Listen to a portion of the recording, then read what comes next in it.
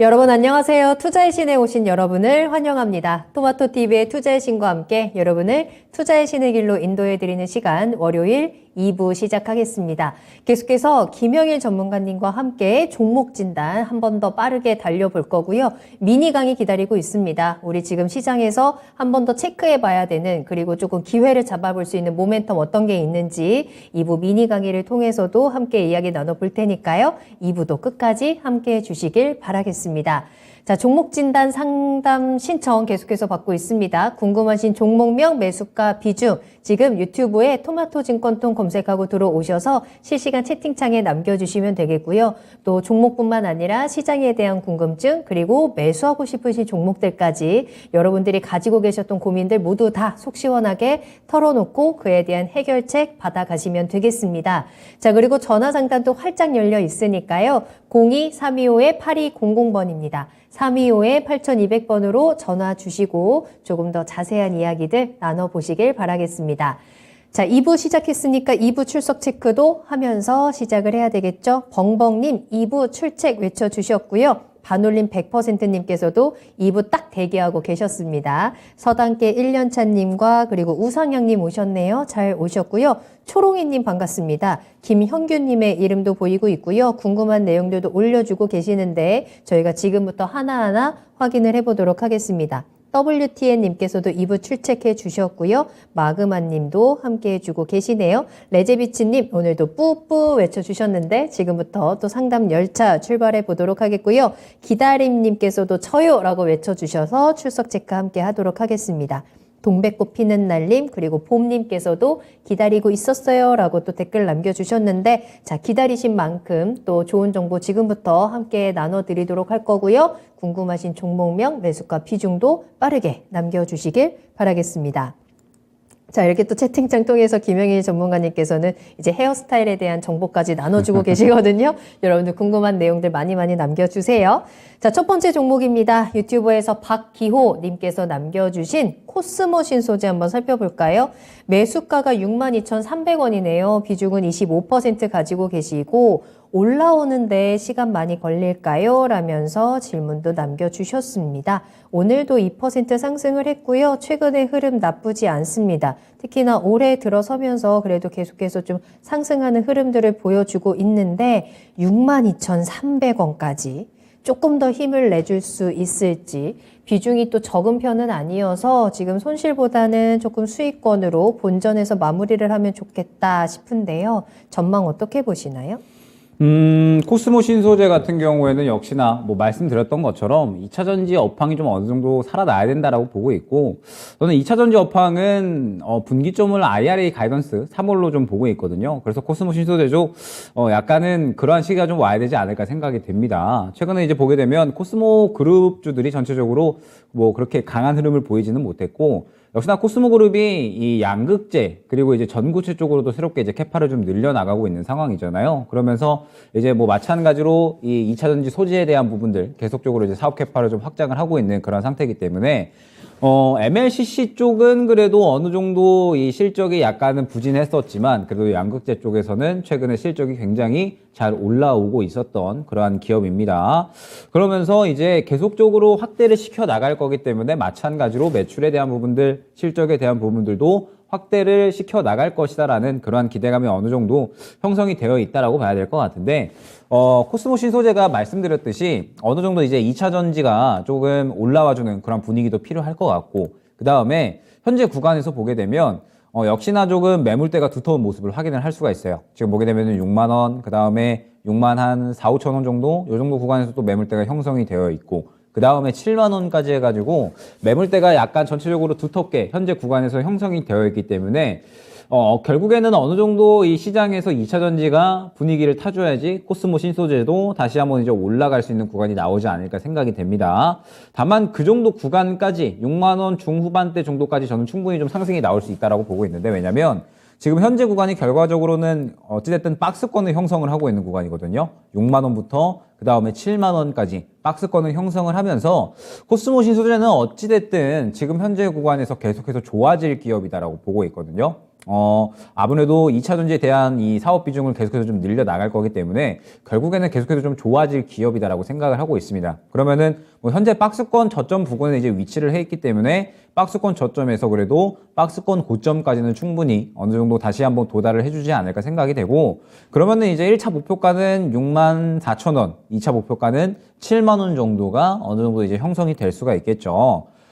지금 현재 단가가 57,000원 수준인데 일단은 현재 단가는 추가 매수를 하기에는 조금 높아져 있다고 생각을 해주시면 될 것 같습니다. 말씀드렸듯이 다음 주에 FOMC 눈치 보기 장세가 진행될 확률이 상당히 높다라고 보고 있고, 그렇게 되면 2차 전지가 또 마찬가지 전체적으로 차익 실현이 나올 수가 있겠죠. 그러면 코스모 신소재도 마찬가지로 현재 구간에서 살짝 눌릴 수가 있습니다. 54,000원, 5,000원 정도까지. 그러면은 오히려 저는 그때가 추가 매수 구간이 아닐까 생각이 되고, 지금은 매물대에서 살짝 맞고 떨어질 만한 구간이 됐고, 결과적으로 이제 이 매물대를 뚫어주기 위해서는 무언가 강한 수급이 필요한데 지금 현재 2차 전지가 주목을 받고 있는 업황이 아니잖아요. 최근에 반등이 나왔었던 부분은 2차 전지가 그냥 시장이 올라오면서 반등이 나왔었기 때문에 같이 반등이 나왔다라고 생각을 해주시면 될 것 같습니다. 그렇기 때문에 지금 현재 구간은 이제 슬슬 맞고 떨어질 만한 확률이 굉장히 좀 높다 생각을 해주시면 될 것 같고, 어느 정도 좀 예상을 해보자면 저점을 잡았다가 다시 한번 끌어올려주면서 수급이 좀 동반되고, 그 다음에 2차 전지에 대한 업황이 어느 정도 집중이 될 때, 뭐 예를 들면은 IRA 가이던스 이후가 되겠죠. 그 정도 구간이 왔을 때 다시 한번 6만원 그리고 65,000원까지는 돌파할 수 있는 그런 흐름이 나올 것이다 보고 있습니다. 그러면 지금 당장은 좀 여유롭게 보셔야 될 것 같습니다. 좀 여유롭게 보면서 다시 한번 저점을 잡았을 때 그때가 이제 추가 매수 기회가 될 것 같고요.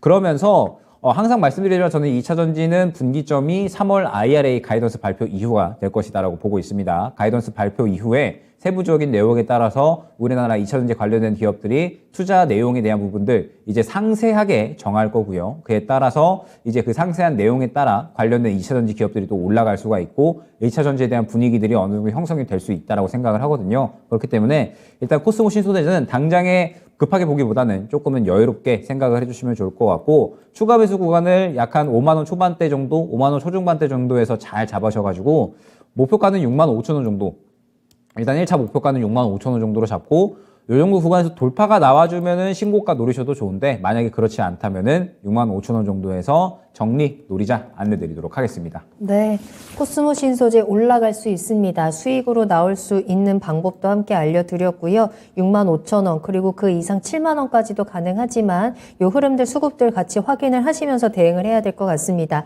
지금 당장은 좀 저점을 잡고 움직일 때까지 좀 기다려보는 내용들이 필요할 것 같고요. 2차 전지에 대해서는 또 일부에서 조금 더 자세하게 분석해드린 부분이 있으니까요. 함께 참고를 해보시는 것도 좋을 것 같습니다. 자, 계속해서 상담 이어가고요. 수리님 오셨네요. 한애경님과 이용민님 모두 반갑습니다. 김정희님도 오셨고 송현수님께서도 함께 해주고 계시는데요. 자, 저희 투자의 신 2부 계속해서 종목 진단 이어지고 있으니까요. 궁금하신 종목명, 매수가 비중 남겨주시길 바라겠습니다. 자, 다음 상담입니다. 저희 전화로 이야기 나눠볼게요. 시청자님 안녕하십니까? 안녕하세요. 밤늦게 수고 많으십니다. 안녕하세요. 반갑습니다. 네네. 네, 어떤 종목 궁금하신가요? BH고요. 네, 매수가랑 비중 어떻게 되세요? 21,000원에 15%입니다. 21,000원에 15%? 아, 네네. 오늘 매수가 근처네요? 네네. 매수하신 지 얼마나 되신 걸까요? 이게 한 20일 넘은 것 같은데요. 그렇게 아주 오래된 종목은 아니고 최근에 매수를 하셨고 지금 네네. 매수가 근처에서 움직이고 있는 상황인데 어떤 게 가장 네. 궁금하세요? 이게 맨날 여기 박스권에서 그냥 왔다 갔다 하는 것 같은데 네네. 이게 어떻게 BH가 좀 괜찮은 것 같아서 저 매수를 좀 했는데 이게 요즘 뭐 반도체가 안 좋다고 그러지만서도 이게 목표가나 아니면은 손절가가 어떻게 되는지 한번 전문가님한테 물어보려고 해서 이렇게 전화드렸습니다. 알겠습니다. 이 종목이 도대체 왜 안 움직이는 건지 또 어떻게 네네. 대응을 해야 되는 건지 전략 짜볼게요. 김영희 전문가님과 이야기 나눠보세요. 네네. 네. 네, 일단 뭐 BH는 지금 현재 경기 침체 그리고 수요 둔화에 따라서 가장 피해를 보고 있는 기업이 아닌가 생각이 됩니다. 사실 이번에 3분기 실적 보니까 꽤나 잘 나왔거든요. 매출이 4,700억, 영업이익이 35% 증가하면서 590억이 나왔고 컨센서스를 상회하는 상당히 좋은 실적이 나왔는데도 불구하고 주가가 계속해서 하락을 하고 있죠. 아무래도 이제 이 디스플레이 업황 자체가 계속해서 좀 좋지가 않잖아요. 그러다 보니까는 이 주요한 BH의 캐시카우가 이제 스마트폰에 들어가는 디스플레이 이제 FPCB 관련된 이제 그러한 이제 캐시카우를 좀 보유를 하고 있고, 디스플레이 업황이 좋지 않다 보니까 BH 같은 경우에도 지금 현재 계속해서 주가가 조정에 나와주고 있는 것 같습니다. 그러면서 우려감이 있는 부분이 무엇이냐면은 지금 현재 이제 스마트폰 시장이 중국도 그렇고 그 다음에 이제 북미도 그렇고요. 계속해서 둔화가 될 수 있다라는 우려감이 좀 작용을 하고 있거든요. 그러다 보니까는 BH 같은 경우에도 실적은 정말 잘 나오고 있는데 계속해서 좀 주가가 저조한 그런 퍼포먼스를 보여주고 있다고 생각을 해주시면 될 것 같습니다. 뭐 실적이 잘 나온 부분은 최대 고객사가 삼성 디스플레이인데 삼성 디스플레이가 북미에서 계속적으로 시장의 점유율을 좀 늘려나가고 있다라고 하는 부분들, 그 다음에 삼성 디스플레이 향 점유율을 좀 BH가 늘려나가고 있다라고 하는 부분들, 그리고 이제 아이폰 관련해서도 이제 BH가 납품을 하고 있죠. 그렇기 때문에 이 부분에 대해서도 애플이 최근에 이 고수익 모델에 대해서 이제 어느 정도 좀 이 수요가 증가하고 있다는 이야기가 많이 나왔기 때문에 이 부분에 대해서도 실적이 어느 정도 조금 잘 반영이 된 것 같습니다. 그래서 사실 3분기에 실적이 잘 나왔는데 여전히 이제 4분기까지 해가지고 경기 침체, 수요 둔화에 대한 부분들은 스마트폰 시장이 굉장히 좋지가 않기 때문에 여전히 BH도 주가가 지지부진하다 생각을 해주시면 될 것 같아요.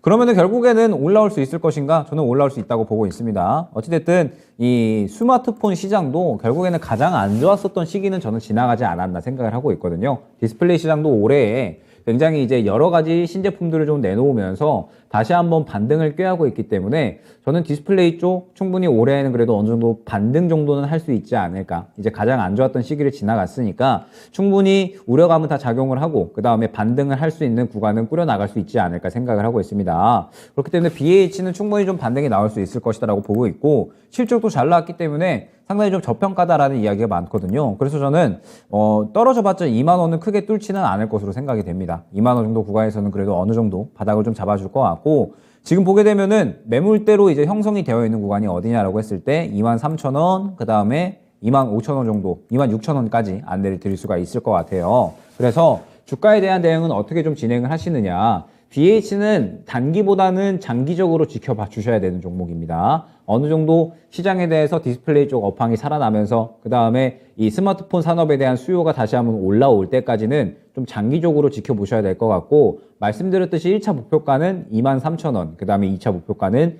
26,000원이 될 것 같습니다. 다만 저는 26,000원 정도까지는 그래도 어느 정도 지켜봐도 충분히 좀 되지 않나라고 생각이 되거든요. 워낙에 좀 실적이 잘 나오고 있고, 결과적으로 주가가 많이 떨어졌던 부분은 업황에 대한 부진이기 때문에 업황이 이제 이 중국도 그렇고 미국도 그렇고 다시 한번 수요가 증가를 할 것으로, 바닥을 찍고 다시 한번 증가를 할 것으로 기대가 되고 있기 때문에 그래도 26,000원 정도까지는 충분히 어느 정도 지켜봐도 되지 않을까 생각이 되고, 26,000원은 2차 목표가입니다. 1차 목표가는 말씀드렸듯이 23,000원이기 때문에 일단은 그 구간을 1차 목표가로 두시고 그 구간을 돌파를 해주느냐 아니면은 차익 실현이 나오느냐, 이 부분을 주요하게 보시면서 대응 전략 꾸려 나가시면 좋을 것 같습니다.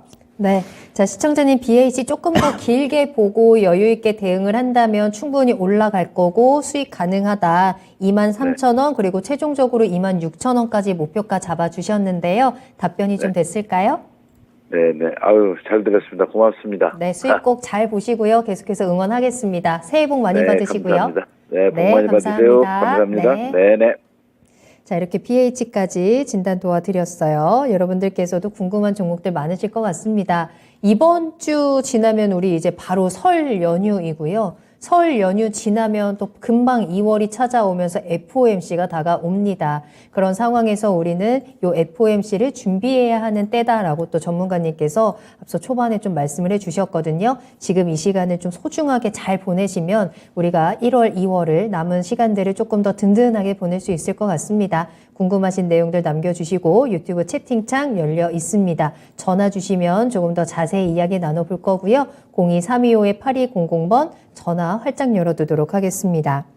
자, 계속해서 상담 이어가 볼까요? 돈벌자님 오셨네요. 잘 오셨어요. 이번에 만나볼 종목은 카카오뱅크입니다. 초롱이님께서 매수 문의 주셨고요. 카카오뱅크 주가 흐름부터 한번 살펴보자면 오늘 29,450원에 거래를 마쳤어요. 상승폭도 굉장히 좋았습니다. 4.62% 올라왔고요. 카카오뱅크 지금 차트를 보면 이제 하락이 좀 끝나는 건가 싶은 모양이 나오거든요. 그렇다 보니까 매수 타이밍을 좀 보고 계시는 것 같은데 카카오뱅크 어때요? 일단은 지금 매수 적기는 좀 지나가지 않았나라고 생각이 되거든요. 왜냐면은 최근에 카카오뱅크뿐만 아니라 카카오페이도 그렇고요. 카카오 그룹주들이 전체적으로 좋은 흐름이 나와주고 있습니다. 아무래도 최근에 시장이 좀 반등이 잘 나오다 보니까 카카오 그룹주들은 성장주로 여기잖아요. 그러다 보니까는 시장이 어느 정도 반등이 나오고 인플레이션에 대해서 어느 정도 이제 피크아웃이다라는 그러한 기대감이 형성이 되면 카카오 그룹주들이 가장 빠르게 반응을 보이곤 합니다. 그렇기 때문에 카카오뱅크가 상당히 이제 좋은 그러한 이제 흐름들이 나와주고 있고, 카카오뱅크 자체적으로만 봤을 때에도 이 은행 관련된 종목들은 결국에 가장 중요한 게 순이자 마진이거든요. 이제 조달금리를 제외하고 금리가 계속해서 좀 고금리로 유지가 됐을 때 순이자 마진이 높은 기업들이 이제 이 부분에 대해서 또 실적에 굉장히 좀 큰 영향이 간다라고 볼 수가 있을 것 같은데, 여타 시중 은행들보다도 순이자 마진 폭이 카카오뱅크가 훨씬 높습니다. 그렇기 때문에 뭐 이 부분이 올해의 강점으로 좀 작용을 할 수 있다라고 이야기는 나오고 있기는 하나, 카카오뱅크가 과연 뚜렷한 성장성을 보여줄 수 있을 것인가에 대한 의문도 있고요. 그 다음에 시중은행 그리고 이제 은행 관련주들에 대해서는 이미 고금리에 대한 부분들이 많이 좀 이야기가 되었다라는 점, 그리고 또 중요한 부분이 무엇이냐, 이번 FOMC 때 베이비 스텝에 대한 가능성이 굉장히 높아지고 있거든요. 그리고 베이비 스텝을 진행을 하면서 파월 의장이 약간의 비둘기적인 발언을 한다면 이제 올해 연착륙 기대감이 높아지고 있고, 그 다음에 긴축에 대한 부분들 속도 조절을 한다라고 이야기를 한다면 이 부분은 은행주에는 오히려 악재로 작용을 할 수가 있거든요. 지금 최근에 워낙에 고금리, 그 다음에 배당에 대한 부분들로 인해서 상승이 많이 나왔기 때문에 결과적으로 파월이 비둘기적인 발언을 하면서 연착륙, 그 다음에 금리 인하에 대한 기대감까지도 혹시나 이 비둘기적인 발언을 한다라고 했을 때는 은행주에는 약간의 차익 실현이 나올 수가 있는 부분을 염두를 해주셔야 됩니다. 그리고 다음 주에 또 FOMC 눈치 보기 장세가 진행이 될 거다라고 말씀을 드렸는데, 그러면 시장이 살짝 꺾일 수가 있습니다. 시장이 살짝 꺾이게 되면은 결국에는 또 카카오 그룹주들에게는 살짝의 이 차익 실현이 나올 수 있는 구간이 어느 정도 좀 나타날 수가 있다라고 생각을 해주셔야 될 것 같아요. 때문에 지금 보게 되면 카카오뱅크가 최근에 수급 흐름은 저는 굉장히 좀 긍정적이었다라고 보고 있거든요. 수급이 그래도 어느 정도 좀 잘 들어와 줬고, 앞선 매물을 어느 정도 소화해주는 그런 흐름을 좀 보여줬는데, 결국에는 지금 현재 구간을 보게 되면은 이전 구간을 계속해서 이제 뚫지 못한 약간 29,500원 정도 구간일 것 같아요. 결국엔 항상 이 구간을 뚫지 못하고 차익 실현이 나왔기 때문에 현재 이 구간에서 매수 접근을 한다라고 하면은 결국에는 이 구간을 돌파할 거다라고 생각을 하고 접근을 하시는 거거든요. 그러면은 돌파를 한다라고 했을 때에는 추가적으로 은행주가 좋다라든지 혹은 이제 시장이 더 반등이 나온다라든지 이러한 부분에 대한 기대감이 있어줘야 될 것 같은데, 아직까지는 이 부분에 대해서는 우려감이 조금 더 큽니다. 지금 현재 시장은 다음 주 FOMC 장세로 좀 준비를 하면서 살짝의 차익 실현이 나올 가능성도 있고요. 그 다음에 지금 이제 은행주들도 워낙에 이 기대감이 좀 많이 반영이 됐기 때문에 주가가 지금 4대 금융지주들 거의 다 신고가 가는 흐름이거든요. 뭐 보게 되면은 뭐 신한지주도 그렇고요.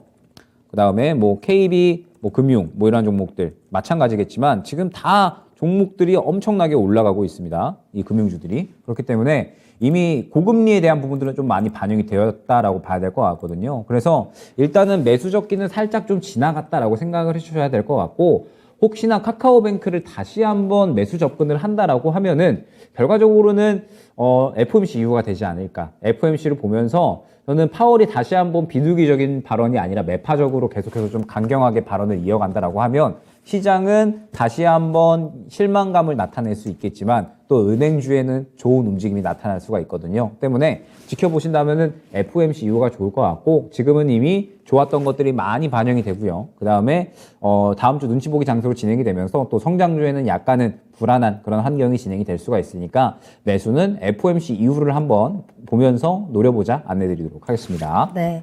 자, 카카오뱅크 매수 문의에 대한 해답 전해드렸고요. 지금 당장 매수를 하기에는 어느 정도의 리스크가 좀 있습니다. FOMC 이후에 좀 그 분위기에 따라서 다시 한번 판단하는 시간이 필요할 것 같네요. 참고해 보시길 바라겠고요. 계속해서 상담 이어갈까요? 마왕님 안녕하세요 라면서 또 등장해 주셨는데 궁금한 내용도 남겨주시고 종목명 매수가 비중 계속해서 남겨주시면 되겠습니다. 김영일 전문가님과 함께하고 있고요. 아직 또 종목 진단할 수 있는 시간 충분히 남아 있으니까요. 그동안 혼자 고민하셨던 것들 지금 바로 저희에게 남겨주시고 또 이번 일주일을 우리가 부지런히 또 알차게 보내기 위해서는 오늘 진단을 받아야 앞으로 좀 대응할 수 있는 기회들을 만날 수 있으니까요. 궁금하신 종목명 매수가 비중 그리고 구체적인 내용들 매수 문의까지 얼마든지 좋습니다. 전화 상담 02325-8200번도 활짝 열어두도록 하겠습니다. 자, 이번에 만나볼 종목은요. 대웅입니다. 유튜브에서 김정희 님이 남겨주셨고 매수가는 28,000원, 비중은 30%. 매수가까지 올까요? 진단 부탁드려요 라면서 남겨주셨는데 이 대웅이라는 종목은 진짜 차트가 답답합니다. 정말 오랜 기간 동안 큰 움직임도 없으면서 그래도 또 계속해서 아래쪽으로 내려가고 있는 상황이어서 오늘도 19,850원에 거래를 마쳤고요. 그런데 시청자님 매수하신 가격이 좀 높아 보여서 어떻게 대응을 하는 게 좋을까? 좀 현명한 전략이 필요할 것 같습니다. 어떨까요? 대웅은 일단은 중요한 이슈가 있죠. 나보타 관련된 부분일 것 같은데, 역시나 이제 가장 주요한 캐시카우 중에 하나가 이제 나보타거든요. 그래서 이제 뭐 다들 알고 계시겠지만, 보톡스입니다. 보톡스. 그래서 뭐 이제 이 부분에 대해서 지금 최근에 이제 뭐 중국에서 승인이 될 것이다라고 이야기도 나오고 있고, 그 다음에 또 꾸준하게 관련해서 이 보톡스 관련해서 나보타 관련해서 실적이 증가를 하고 있기 때문에 뭐 이 부분에 대해서도 상당히 좀 긍정적이다라고 볼 수가 있을 것 같은데, 결국에는 대웅제약도 그렇고 대웅도 그렇고 나보타 관련해서 지금 소송 진행 중에 있거든요. 메디톡스와. 그래서 소송이 이기는 기업은 굉장히 큰 이익을 얻을 건데 소송에서 패배를 한다? 그러면 굉장히 큰 손해를 감수를 해야 됩니다. 왜냐하면 벌써 이 두 기업이 싸운 게 지금 벌써 한 5년, 5년, 6년 이 정도 되거든요. 그래서 정말 이제 두 기업 간에 싸움이 좀 심화가 되면서 이제 막 뭐 예를 들면은 대웅의 직원이 이제 저기 메디톡스로 넘어갔다가 그거에 대해서 또 막 소송을 하고 이렇게 막 짜잘짜잘한 소송권들도 굉장히 좀 많았습니다. 깊어지네요. 네, 그러면서 또 메디톡스에서 이제 소송을 제시를 한 게 뭐냐면 결국에는 이제 자사의 제품을 이제 직원이 넘어가서 대웅이 이제 카피했다. 약간 이제 이러한 내용이거든요. 그래서 뭐 이 부분에 대해서는 이제 2월 1일에 결과가 나올 거기 때문에 일단은 지금은 뭐 어떤 대응을 할 수가 없는 상황이라고 생각을 해주셔야 될 것 같아요. 지금 대응을 하기에는 약간 조금 이제 어렵다라고 생각을 해주셔야 될 것 같고 결국에는 소송 결과를 봐야 되는데 메디톡스랑 대웅이랑 일전에 한번 해외에서도 소송을 한 적이 있었습니다. 그런데 그 해외에서 소송을 한 건에 대해서는 메디톡스가 이겼거든요. 그래서 그 부분에 대해서는 이제 보상을 받기로 했는데 국내에 넘어와서는 메디톡스가 이기지를 못했습니다. 그래서 다시 한번 이제 항소하면서 소송이 엄청나게 길어지고 있거든요. 그런데 결국에 이제 소송이 길어진다라고 하는 부분은 결국에는 비용이 어마어마하게 많이 들어간다라고 생각을 해주셔야 되거든요. 이미 두 기업이 뭐 소송 관련해서 비용을 좀 많이 쏟아내고 있고 결국에 지는 기업이 이 비용에 대한 부분들 책임을 져야 되기 때문에 일단은 대웅 같은 경우에는 이 소송에 대한 결과를 좀 봐야 될 것 같습니다. 그런데 지금 보게 되면 대웅이 시장의 관심을 거의 좀 못 받고 있다라고 봐야 될 것 같아요. 이 수급적인 부분도 그렇고요. 지금 현재 이 수급이 좀 많이 죽어 있으면서 시장의 관심을 받지 못하고 있는 상황이기 때문에 결국에는 이 소송권이 좀 어떻게 끝나느냐 그러면서 이제 잘 마무리가 돼서 앞으로 이 나보타에 대한 부분들 꾸준하게 또 해외에 나가주느냐 캐파를 좀 늘려 나가느냐 이 부분이 중요할 것 같은데 결국에 아직까지 대응은 무언가 조금 모멘텀이 부족하다 생각을 해주시면 될 것 같습니다. 결국은 우리가 대응을 하려면 시장에서 주목을 받고 올라가 줄 수 있는 구간이 좀 나와줘야 되는데 아직까지는 그러한 구간이 살짝 좀 부족하다 생각을 해주셔야 될 것 같거든요. 그렇기 때문에 일단 대응은 당장의 어떤 대응보다는 살짝 이제 여유롭게 좀 생각을 하시면서 어찌됐든 대응이 실적 자체는 굉장히 꾸준하게 견조하게 잘 나와주고 있습니다. 뭐 나보타뿐만 아니라 여러 가지 제약에 대한 부분들, 그 다음에 신약에 대한 부분들 모멘텀이 있기 때문에 뭐 지금 현재 구간에서 뭐 꾸준하게 견조한 실적은 나타내주고 있거든요. 그렇기 때문에 뭐 큰 하락은 나오지는 않을 것이다라고 생각이 되는데 결국에는 뭐 어떠한 대응보다는 지금 현재 상태에서는 조금 이제 여유롭게 보면서 시장에 관심을 받는 구간이 중요하게 필요하다라는 점. 지금 현재 시장에 관심이 좀 많이 죽어 있기 때문에 수급이 크게 들어오면서 이제 어느 정도 대응할 수 있는 구간이 나와 줘야지 결국에는 또 어떤 뭐 추가 매수라든지 여러 가지 또 전략을 꾸려 나갈 수가 있을 것 같으니까 일단 지금은 어떠한 뭐 대응보다는 조금 더 여유롭게 지켜보시면서 소송 결과가 좀 어떻게 나오는지를 지켜보셔야 될 것 같습니다. 물론 소송 결과가 안 좋게 나오게 되면은 지금 현재 상태에서 추가적인 하락이 나올 수는 있겠지만 뭐 현재 상태에서 손절을 하시기는 약간 좀 어려울 것으로 생각이 되거든요. 때문에 일단은 2월 1일에 소송 결과가 어떻게 나오는지 그러면서 이 대웅과 대웅제약의 나보타 그리고 추가적인 신약에 대한 부분들 어떻게 또 시장에서 주목을 받는지에 대한 부분들 꾸준하게 지켜보시면서 시장에 수급이 들어오는 그 구간에 어떠한 이 대응 전략을 꾸려 나가보자 안내드리도록 하겠습니다. 네. 이 소송이 해결되기까지는 주가가 어느 정도 계속 좀 걸려 있을 것 같습니다. 따라서 지금 당장 해결책을 찾기에는 쉽지 않은 구간이고요. 기다림의 시간이 조금 더 필요할 것 같습니다. 자, 계속해서 상담 이어가도록 하겠습니다. 여러분들 궁금하신 내용들 많이 남겨주시길 바라겠고요. 김영희 전문가님의 명쾌한 해답 받아가시면 좋을 것 같습니다. 궁금하신 종목명, 매수가 비중 남겨주시고요. 여러분들 또 전화 상담도 열려 있으니까요. 02-325-8200번 문도 열어두도록 하겠습니다. 자, 계속해서 상담 이어갈까요? 이번에는 제네시스님께서 남겨주신 종목 월덱스 한번 살펴볼 거고요. 매수하신 가격은 19,800원, 비중은 20% 가지고 계십니다. 목표가 궁금합니다 라면서 남겨주셨는데요. 어떻게 전망하시나요?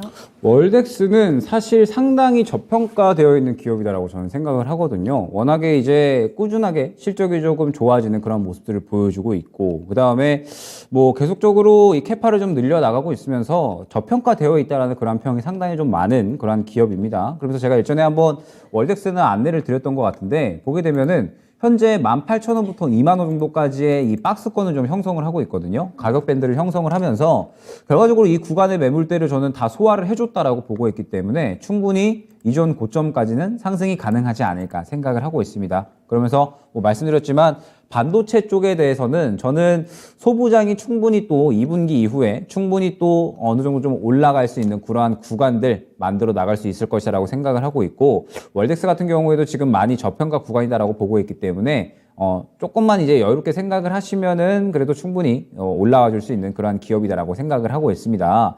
그렇기 때문에 지금 현재 구간에서는 어찌됐든 여유롭게 보는 그런 시각이 좀 중요하다라고 볼 수가 있을 것 같아요. 말씀드렸듯이 반도체 오팍은 결과적으로는 반도체 섹터 전체적으로 다 올라와 주는 그런 흐름이 좀 필요하거든요. 그래야지 좋은 기업들은 선별적으로 더더욱 좋은 상승이 나올 수가 있을 거고, 상대적으로 실적이 안 나오는 기업들은 그래도 그동안에 워낙에 주가의 하락폭이 컸으니까 어느 정도 반등 정도로 좀 마무리를 할 수 있을 것으로 생각이 됩니다. 그러면 이제 월덱스 같은 경우에는 꾸준하게 이 실적 성장에 대한 부분들 좀 잘 보여줬기 때문에 전 충분히 추가적인 주가 상승에 대한 부분들은 지켜보셔도 무방할 것 같습니다. 그래서 일단 지금 현재 구간에서는 1차 목표가를 너무 크게 가져가기보다는 일단은 22,000원 정도까지만 지켜보시는 게 좋을 것 같습니다. 뭐 현재 수익권으로 좀 유지가 되고 있으시기는 한데 여기에서 추가적으로 22,000원 정도까지 지켜보시고, 그 이후 구간에는 매물대가 좀 상당히 두텁거든요. 이 매물대를 조금 또 뚫어주기 위해서는 결국에는 반도체 업황이 전체적으로 살아나면서 관련된 종목들이 또 강한 힘을 받아 주어야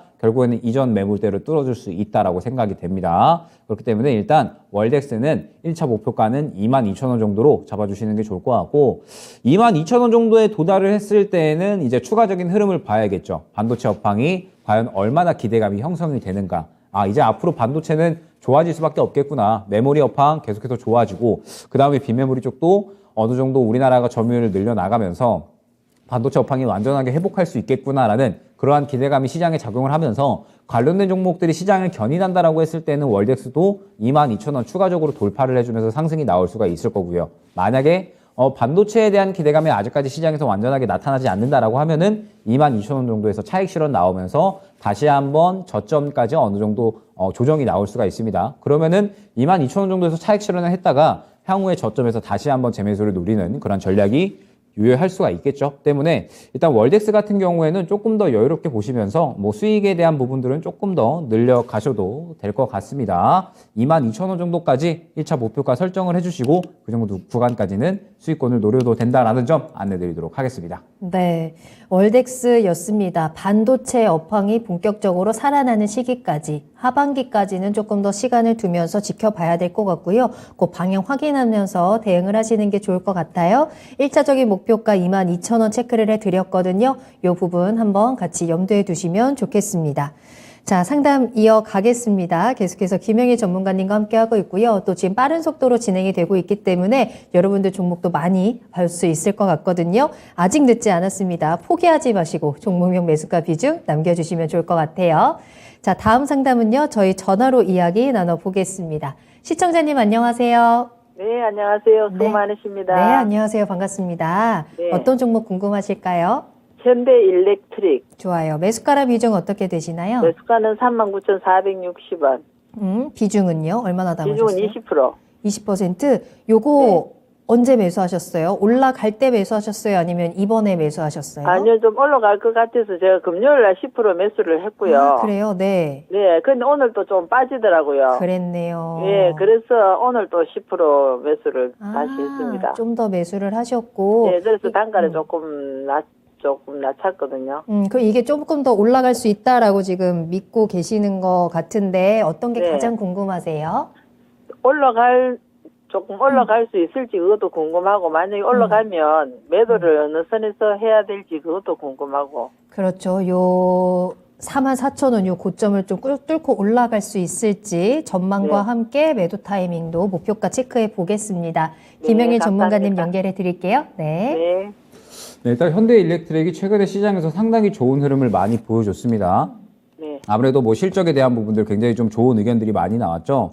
현대일렉트릭이 이제 에너지 솔루션에 대한 부분들, 그 다음에 뭐 배전반이라든지 여러 가지 뭐 전선, 그 다음에 뭐 전력기기에 대한 부분들 주요 이제 캐시카우로 가져가고 있고, 최근에 이제 주목을 받았었던 부분은 역시나 북미에서 이러한 이 인프라를 계속적으로 좀 늘려나가고 있는 상태거든요. 그래서 이제 이 전선, 배전반, 뭐 전력기기 수요에 대해서는 꾸준하게 좀 증가를 할 수밖에 없을 것이다라는 시장의 분위기가 형성이 됐습니다. 그러면서 이제 관련된 종목들이 꾸준하게 좀 실적이 잘 나와주고 있고, 현대일렉트릭 같은 경우에도 마찬가지로 실적에 대한 부분도 상당히 이제 기대가 많이 되면서 주가에 어느 정도 좀 반영이 됐다라고 생각을 해주시면 좋을 것 같아요. 지금 보게 되면은 상당히 신고가 부분이거든요. 약 한 2020년부터 해가지고 3년 정도 됐네요. 3년 정도 만에 거의 최고가 수준이다라고 생각을 해주시면 됩니다. 그만큼 이제 주가가 많이 올라온 구간인데, 문제는 무엇이냐. 지금 이미 이러한 부분들이 좀 많이 반영이 됐고, 저는 뭐 전선 인프라에 대한 부분들 충분히 앞으로도 꾸준하게 시장에서 주목을 받을 수 있을 것이라고 보고 있거든요. 왜냐면은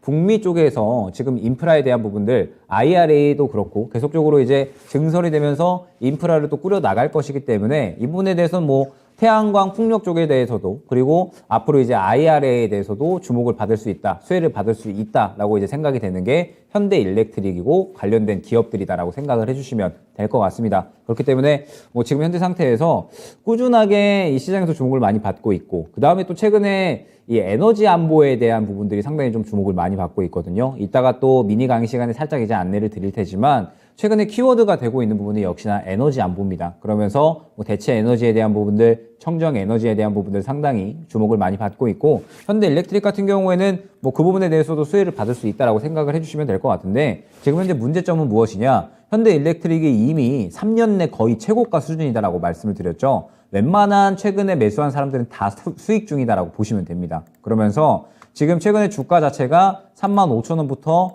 45,000원 정도까지 박스권을 그려 나가고 있는데, 최근에 주가 흐름을 보게 되면 결국에는 이 중간에 이제 4만 원 정도의 매물대가 형성이 되어 있거든요. 이 매물대를 뚫어내지 못하고 결국에는 차익 실현이 또 나오고 있다라고 생각을 해주시면 됩니다. 그러면은 현재 구간에서 중요한 부분이 무엇이냐? 만약에 오늘 저가를 이탈을 한다. 38,500원을 추가적으로 이탈을 하면서 내일 추가적으로 하락하는 흐름이 나온다. 이러면은 35,000원 정도까지는 추가적으로 하락을 할 수가 있습니다. 그러면은 뭐 그 정도까지 하락을 했다가 다시 한번 또 주목을 받는다라고 하면은 반등이 나오면서 또 4만 원 정도까지 반등이 나올 거고요. 만약에 그렇지 않다, 추가적으로 차익 실현이 나온다라고 하면은 121선까지 이탈을 하면서 3만 원 초반대까지는 조정이 나올 수가 있는 구간이 현재 현대일렉트릭이다라고 생각을 해주시면 됩니다. 왜냐하면 지금 좋았던 부분들이 이미 다 반영이 된 그러한 가격대이기 때문에 사실 이 정도까지는 차익 실현이 나와도 크게 무리점이 없는 상태다라고 생각을 해주시면 될 것 같아요. 이미 저점에서 산 사람들은 다 수익권이기 때문에 크게 현재 구간이 부담되는 가격이 아니거든요. 오히려 수익 중인 구간이기 때문에 현재 구간에서 차익 실현이 나와도 크게 문제점이 없다라는 부분을 좀 명심을 해주셔야 될 것 같습니다. 때문에 저는 현재 구간을 이탈을 하게 된다면은 어느 정도 정리를 하고 갈 것 같아요. 왜냐하면 결국에 35,000원 정도에서 다시 한번 지지를 하고 그 다음에 반등이 나온다라고 한들 4만 원 정도가 또 1차 목표가가 될 거거든요. 결국에는 4만 원에서 주요한 매물대가 형성이 되어 있고 이 구간을 뚫어주려면은 어떤 호재가 필요하면서 이 구간을 또 다시 한번 돌파 시도를 해줘야 되는데 4만 원 구간을 바로 뚫어주기에는 현재 구간에서 약간의 좀 어려움이 있지 않을까. 최근에 또 뭐 친환경이나 대체 에너지에 대한 부분이 상당히 좀 주목을 많이 받았잖아요. 아마 저는 다보스 포럼에서 이제 이 종목들이 좀 주목을 받을 수 있지 않을까 생각을 하고 있기는 한데 관련돼서 또 탄력이 나오는 종목들이 굉장히 많이 있기 때문에 현대 일렉트릭에 대한 관심도는 살짝 줄어들지 않을까 생각을 합니다. 그렇기 때문에 일단은 현대 일렉트릭은 현재 구간 이탈 시에는 한 차례 정리하고 가는 게 좋을 것 같다라는 점. 아마 3만 원 중반대 정도까지는 추가적으로 조정이 나왔다가 이때 뭐 다시 한번 반등이 나오게 되면은 뭐 4만 원 정도까지 반등이 나오면서 반대 흐름을 잡아갈 수가 있겠죠. 그런데 그렇게 되면은 너무 또 기회비용을 많이 소요하게 되니까 저는 현재 38,500원 구간을 이탈을 하게 되면 어느 정도 좀 정리를 하고 다른 종목으로 교체를 해주시는 게 좋을 것 같고요. 만약에 현재 구간을 지켜주게 된다라고 하면은 반등이 나왔을 때는 반등폭이 그렇게 크지는 않을 겁니다. 일단은 1차 목표가는 4만 원으로 잡아주시고요. 4만 원을 돌파를 해주면은 이제 뭐 신고가를 다시 한번 노릴 수는 있을 겁니다. 그러면서 뭐 돌파를 시도를 해준다라고 하면 역시나 뭐 에너지에 대한 부분들이 다시 한번 또 주목을 받으면서 현대 일렉트릭 같은 경우에도 추가적으로 상승이 나올 수가 있겠죠. 다만 말씀드렸듯이 일단은 신고가를 다시 한번 가려면 1차 목표가인 4만 원을 뚫어 주어야 된다라는 점. 그렇기 때문에 일단 1차 목표가는 4만 원으로 설정을 해주시면 좋을 것 같고요. 그 정도 구간에서 강하게 뚫어준다 싶으면은 뭐 신고가까지 수익 극대화 노리시면 좋을 것 같은데 만약에 그렇지 못한다라고 했을 때에는 4만 원 정도에서 정리 그리고 혹시나 내일 정도 흐름 봤을 때 38,500원 이탈하는 것 같다라고 하면 마찬가지로 정리해서 다른 종목으로 교체하는 방향이 조금 더 수익 만회에 빠를 수 있다는 점 안내드릴 수 있을 것 같습니다. 네. 자, 시청자님 매도 의견 또 종목 교체 의견 함께 드렸는데요. 추가적으로 궁금한 부분 있으실까요? 아니요. 알고 싶은 거 다 잘 말씀드려 주셔서 그래요. 감사합니다. 네, 다행이네요. 자, 이 종목 잘 대응해 보시고 또 다른 종목들로 수익 더욱더 극대화 시킬 수 있는 정보들 같이 받아가시길 바라겠습니다. 오늘 전화 주셔서 감사합니다. 네. 자, 다음 상담 저희 계속해서 이야기 나눠볼까요? 바로 만나봅니다. 유튜브에서 경님이 남겨주신 종목이에요. 하나손해보험이고요. 매수가가 5,760원, 비중을 또 60% 가지고 계세요. 어떻게? 이렇게 남겨주신 종목인데 정말 이걸 어떻게 해야 되나 이제 좀 답답하셨던 것 같아요. 비중도 워낙에 많은 상황인데다가 지금 매수가도 좀 높은 구간에 있거든요. 지금 최근에 박스권에서 움직이고 있는 하나손해보험입니다. 최근에 좀 잘 큰 움직임들을 보여주긴 했지만 매수가까지는 뚫고 올라가지 못하는 상황인 것 같아요. 한 3,500원에서 5,400원 요 사이에서 지금 움직이고 있는 구간이어서 좀 뚫고 올라갈 수 있는 힘이 있었으면 좋겠습니다. 아니라면 지금이라도 빨리 좀 이 비중을 덜어내면서 빠져나와야 될 것 같은데 그 전략을 어떻게 짜면 좋을까요? 저는 비중을 살짝 줄여주시면 좋지 않을까라는 생각을 합니다. 왜냐하면은 저는 항상 이제 요새 제가 또 방송 여러 군데 좀 출연하고 있다 보니까 금융주들에 대해서 문의가 좀 많이 들어오거든요. 뭐 은행주도 그렇고 뭐 그다음에 보험주도 그렇고 문의가 많이 들어오는데 사실 저는 금융주들에 대해서는 약간은 조금 보수적인 시각을 많이 말씀을 드렸어요. 물론 금융주들이 최근에 좋은 상승이 많이 나오고 있기는 하지만 금융주들이 이미 12월 달에 고금리에 대한 부분들 긍정적인 효과가 좀 많이 반영이 됐고 그 다음에 추가적으로 긍정적인 부분이다라고 한다면 역시나 이제 배당에 대한 부분들 주주 환원 정책에 대한 그런 이야기들이 좀 많이 나왔는데 결국에 그 부분도 저는 꽤나 좀 반영이 많이 됐다라고 보고 있거든요. 그러면서 FOMC에서 만약에 이번에 파월이 비둘기적인 발언을 한다라고 했을 때에는 금융주 쪽에는 전체적으로 또 약간의 좋지 않은 흐름이 나올 수가 있다라는 점을 안내를 드렸었고 그 다음에 보험주들 같은 경우에도 최근에 손보사들에 대해서는 실적 흐름이 굉장히 좋을 것이다라는 그런 이제 이야기들이 좀 많이 나왔습니다. 백내장 이제 관련해서 이제 보험에 대한 기준이 다시 한번 바뀌면서 이 부분이 또 수익성 향상으로 이어질 것이다라는 이야기가 많이 나왔고, 그 다음에 또 올해 보험사들이 새롭게 또 국제 회계 기준이 변경이 되잖아요. 그러면서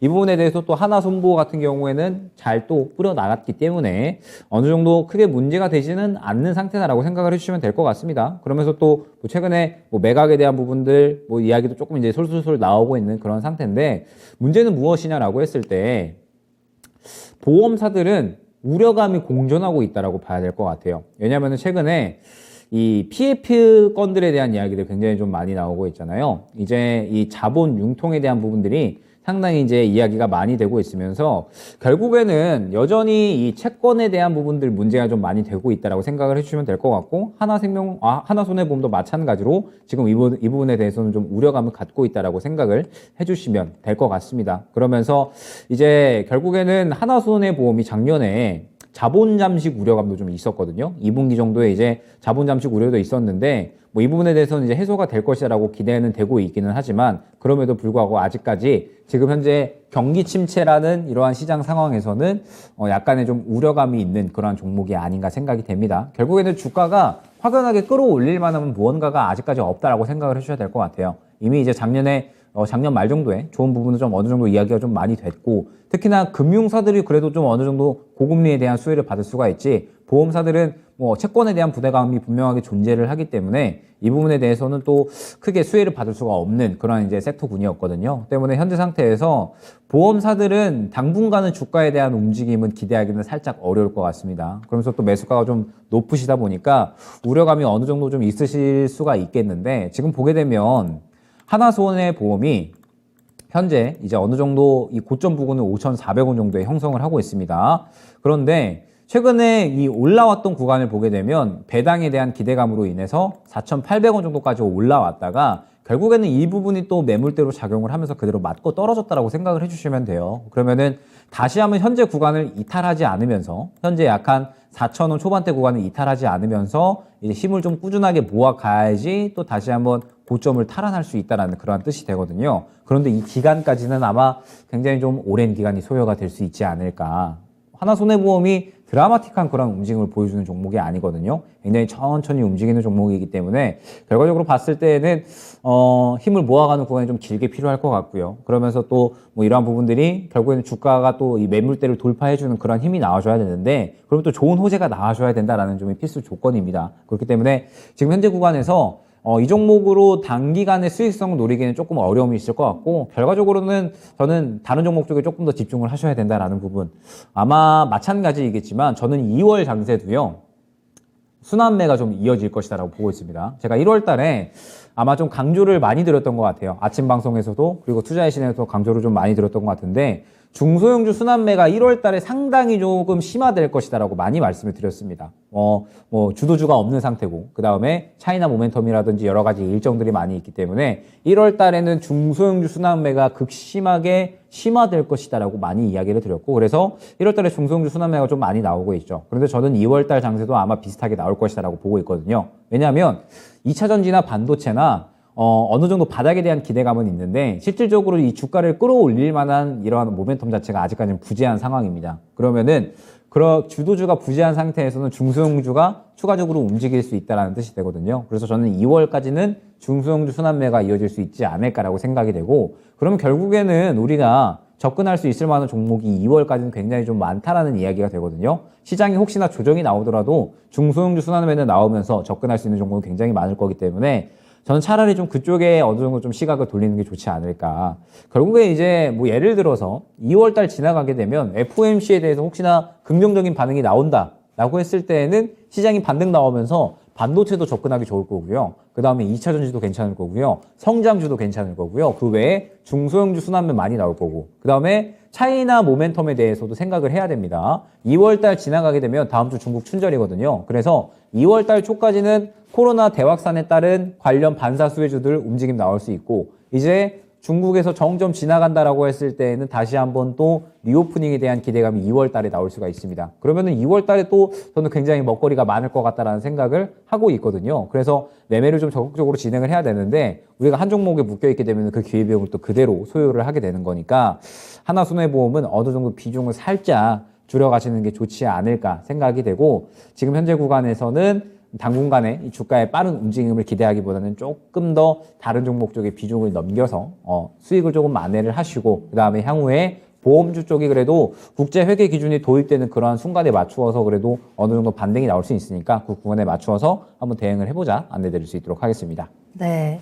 한화 손해보험입니다. 조금은 보수적인 시각으로 접근을 해야 될 것 같고요. 여러 가지 우려도 여전히 가지고 있는 종목이다라고 말씀을 해주셨고, 따라서 지금 비중이 워낙에 많기 때문에 비중을 서서히 줄여 나가고 그 손실은 또 다른 종목으로 수익으로 채워나가는 전략 체크하시길 바라겠습니다. 자, 이렇게 해서 오늘 김영일 전문가님과 함께 종목 진단은 여기서 마무리를 해보도록 하겠습니다. 오늘 종목 정말 많이 봐드렸거든요. 이 안에서 여러분들께서도 중요한 정보들 또 내 종목에 좀 접목시킬 수 있는 다양한 포인트들 집어가셨으면 좋겠고요. 자, 그럼 지금부터는 김영일 전문가님과 함께 미니 강의를 통해서 시장에 대한 방향성, 시장 포인트도 한번 체크해 보도록 하겠습니다. 계속해서 그 정책 지원에 대한 이야기도 좀 중간중간 해주셨는데 우리가 오늘 미니 강의 어떤 이야기 들어볼까요? 이제는 다보스 포럼을 준비하자라는 뜻에서 다보스 포럼을 가져왔습니다. 네. 최근에 시장에서 정책 지원에 관한 이야기들이 굉장히 좀 많이 나왔거든요. 저는 1월 시장을 좀 예측을 해봤을 때 중소형주 순환매가 많이 나올 것이다라고 생각을 했고, 그래서 일정이 어찌됐든 눈에 보이는 게 CES, 그 다음에 JP 모건이었기 때문에 차이나 모멘텀과 CES 그리고 JP 모건 관련주들이 상당히 좀 순환매가 잘 나오겠구나라고 생각을 했습니다. 어쨌든 1월에는 뭐 반도체나 그 다음에 2차전지 쪽이 쉬어갈 것이라고 봤기 때문에 관련주들이 상당히 조금 순환매가 강하고 빠르게 나오겠구나. 그래서 1월 달에는 적극적으로 중소형주 매매를 좀 해야겠구나라고 생각을 했는데, CES나 JP 모건은 생각보다 약했죠. CES 관련해서는 그래도 로봇 관련주들, 그 다음에 추가적으로 AI 관련된 부분들, 스마트 싱스 관련된 부분들이 좀 상승이 나왔는데, 그 외에 JP 모건은 거의 진짜 죽어 있다시피 할 만큼 관련주들이 아예 탄력이 안 나왔습니다. 그런데 새롭게 또 떠오르고 있는 섹터가 정책 지원. 역시나 정부에서 올해 이제 경기 침체가 예상이 되다 보니까 직접 이제 발벗고 나섰다라고 생각을 하시면 될 것 같아요. 정부 차원에서 외교 세일즈라는 키워드를 직접 언급을 했죠. 우리 정부가 세일즈 영업할 테니까 이제 기업들은 그냥 안심히 좀 마음 편하게 장사만 해라. 이런 식으로 이제 이야기를 했다라고 생각을 해주시면 될 것 같습니다. 그러면서 1월 초부터 해가지고 반도체 세액공제에 대한 법안이 나오더니 그 다음에 부동산 대출 규제에 대한 부분들, 부동산 대출 규제 완화에 대한 이야기가 나오면서 건설주들 한 차례 좀 탄력이 나왔고요. 그 다음에 금융주들도 같이 이제 탄력이 나왔죠. 그리고 이제 그 다음에 이야기가 나왔던 부분들이 방산에 대한 부분들, K 콘텐츠에 대한 부분들, 계속적으로 이야기가 나왔고, 교육에 대한 부분들도 이야기가 나오면서 결국에는 이 정책 지원에 대한 부분들이 상당히 이야기가 많이 나오고 있습니다. 그러면서 오늘 시장에 또 이야기가 나왔던 게 UAE 순방에 관한 건들이었죠. UAE 순방을 이제 저번 주부터 윤 대통령께서 경제사절단과 함께 진행을 하면서 주말간의 성과가 있었죠. 약 40조 달러 수준의 투자를 유치받기로 했다라고 이야기가 나오면서 가장 이야기가 됐었던 부분이 원전과 수소였습니다. 그러면서 정부 차원에서도 역시나 원전을 조금 많이 집중을 하고 있기 때문에 이 부분에 대해서 이제 상당히 좀 탄력이 나왔다라고 볼 수가 있을 것 같은데, 이제 오늘 시장의 좀 흐름을 보니까 원전이나 그 다음에 이야기 되었었던 수소에 대한 부분들은 어느 정도 차익 실현이 나왔다라고 봐야 될 것 같아요. 그러면은 이제 다음 이슈가 무엇이냐? 역시나 다보스 포럼이다라고 봐야겠죠. 오늘 다보스 포럼이 개막을 했습니다. 다보스 포럼이 개막을 했고, 그 다음에 이제 17일, 18일, 19일, 20일까지 진행이 될 텐데, 다보스 포럼은 코로나 이후에 처음으로 대면으로 열리게 되면서 이제 각국의 정상들, 대통령들이 거의 다 참석을 하고요. 이제 그다음에 이제 FBI 주요 인사들도 참석을 하더라고요. 저는 이제 이건 처음 알았는데, 그다음에 각국의 또 이제 주요 기업들의 CEO들도 다 참석을 하면서 이 부분에 대해서 또 이제 주요한 글로벌 안건들이 이야기가 될 것으로 생각이 됩니다. 그러면서 이제 일정표를 보게 되면 16일에는 이제 개막을 하고요. 그다음에 17일에 주요한 이제 EU 집행위원장의 연설, 그다음에 류허 중국 부총리 연설, 18일에는 이제 올라프 숄츠 독일 총리가 연설을 하게 되고요. 그 다음에 중요한 부분이겠죠. 19일에 윤석열 대통령께서 특별 연설을 합니다. 그리고 그 다음에 인텔 CEO가 반도체 공급 쇼크 관련 토론을 하게 되죠. 그러면은 지금 현재 상태에서 굉장히 주목할 만한 부분이 저는 많다라고 생각이 됩니다. 왜냐하면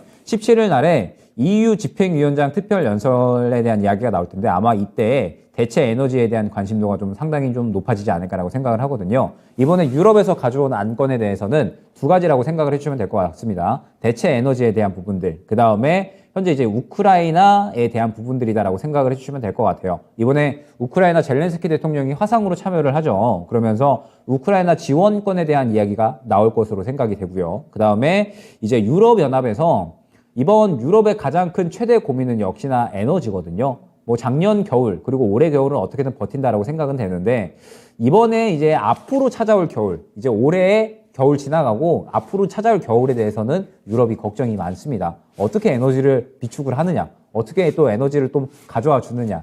LNG는 분명하게 한정이 되어 있고 추가적으로 물량이 들어오려면 한 2년 정도 더 있어야 되거든요. 그래서 이제 대체 에너지들에 대한 관심도가 계속해서 높아지고 있기 때문에 아마 이번에 우크라이나 관련해서 그리고 이제 대체 에너지 관련해서 유럽 쪽에서 상당히 심도 깊게 이야기가 나오지 않을까 생각을 합니다. 그러면서 이제 글로벌적으로 대체 에너지에 대한 부분들, 그다음에 청정 에너지에 대한 부분들 상당히 또 이야기가 많이 나올 것으로 생각이 되고 최근에 이제 태양광 풍력 쪽 나쁘지 않았거든요. 그래서 아마 저는 이번 주에 다시 한번 탄력이 나올 수 있지 않을까 생각이 되고 그다음에 이제 독일 숄츠 총리가 또 연설을 하게 되는데 뭐 이때도 마찬가지로 우크라이나 지원권에 대한 부분들, 그다음에 뭐 대체 에너지에 대한 부분들이 이야기가 될 것으로 생각이 됩니다. 그러면은 다보스 포럼 전반에는 이제 이러한 이야기들이 대체 에너지에 대한 부분들이 주로 이야기가 될 것으로 보여지고 그 다음에 중요한 부분이 역시나 이제 윤석열 대통령의 연설인데 윤석열 대통령께서 이제 연설을 한다라고 하셨을 때는 어떤 내용들이 또 주요한 안건이 될 거냐 이 부분이 중요하겠죠.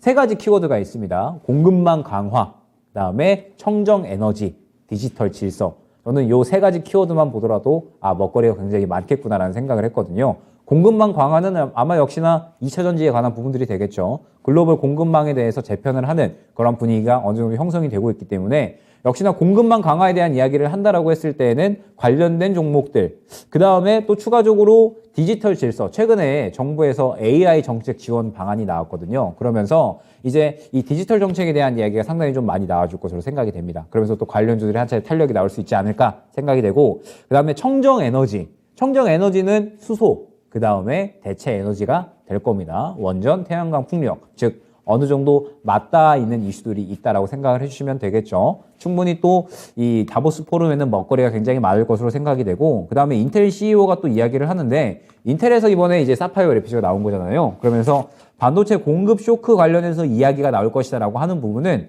저는 긍정적인 이야기가 나오지 않을까.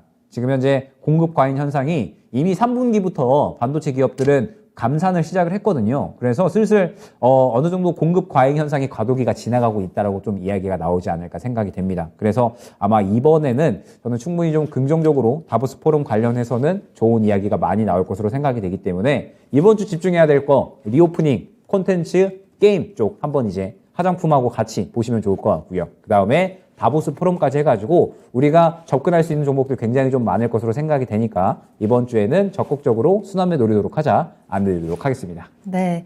자, 정부가 나설 때는 우리는 정부의 움직임에 집중을 해봐야 될 것 같고요. 이번 다보스 포럼 안에서 우리가 좀 배부르게 수익을 챙길 수 있는 먹거리들이 또 어떤 것들이 있는지 함께 분석을 좀 해주셨으니까요. 그 안에서 여러분들도 조금 더 든든하고 배부르고 따뜻한 시장을 보내시길 바라겠습니다.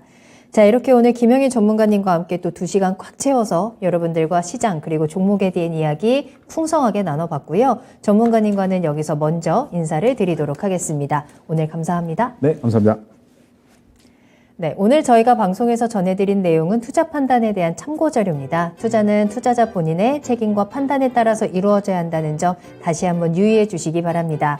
오늘 하루도 모두 고생 많으셨고요. 저는 내일 이 시간에 다시 돌아오겠습니다. 시청해주신 여러분 고맙습니다.